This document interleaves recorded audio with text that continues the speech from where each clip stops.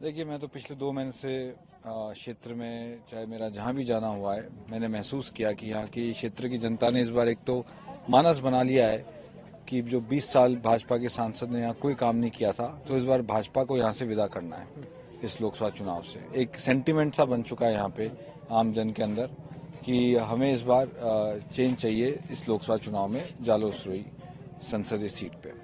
जहाँ तक मुद्दों की बात है, तमाम इस पूरे क्षेत्र में आप देखें कि एक मांग चली आती है कि यहाँ पे रेलगाड़ी की कि नई रेलगाड़ी कोई नहीं चालू हुई पिछले 20 साल में। जब स्वर्गीय बूटा सिंह जी जब थे तब एक कोई रेलगाड़ी पैसेंजर ट्रेन चली थी, उसके बाद ना कोई रेलगाड़ी चली है, ना यहाँ राष्ट्रीय राजमार्ग आया है, कोई केंद्र की कोई बड़ी योजना परियोजना का कोई विकास काम यहाँ इस 20 सालों में नहीं हुआ।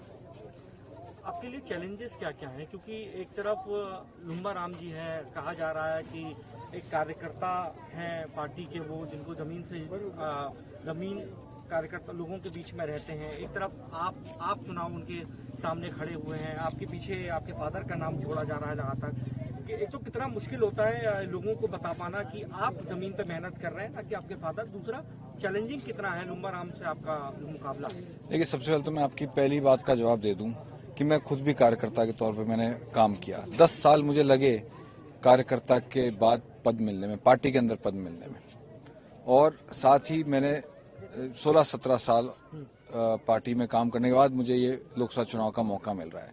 और इत्तेफाक से आज हमारे साथ राज्यसभा एमपी साहब नीरज डांगी जी हैं।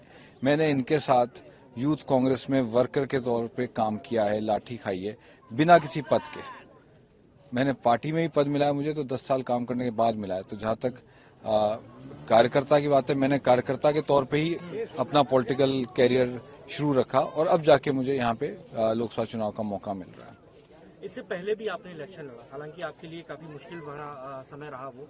क्या सीखा और क्या आप इम्प्लीमेंट इस बार कर रहे हैं जो आपको पिछली बार से सीख मिली थी?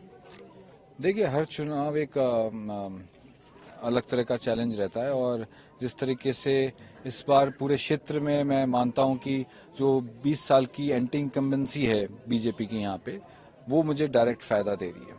और जो एक तरह से non availability of BJP MP, कहीं जाना नहीं, कहीं किसी के सुख दुख में बैठना नहीं, कितनी ग्राम पंचायत मुख्यालय पे तो मुझे कहा गया कि साहब 15 साल में हमने उनको देखा ही नहीं है।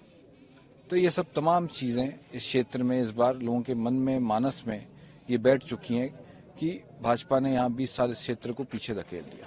देखिए, हर चुनाव एक अलग तरह का चैलेंज रहता है, और जिस तरीके से इस बार पूरे क्षेत्र में मैं मानता हूं कि जो 20 साल की एंटी इनकम्बेंसी है बीजेपी की यहाँ पे, वो मुझे डायरेक्ट फायदा दे रही है। और जो एक तरह से non availability of BJP MP, कहीं जाना नहीं, कहीं किसी के सुख दुख में बैठना नहीं, कितनी ग्राम पंचायत मुख्यालय पे तो मुझे कहा गया कि साहब 15 साल में हमने उनको देखा ही नहीं है। तो ये सब तमाम चीजें इस क्षेत्र में इस बार लोगों के मन में, मानस में ये बैठ चुकी हैं कि भाजपा ने यहाँ 20 साल इस क्षेत्र को पीछे धकेल दिया।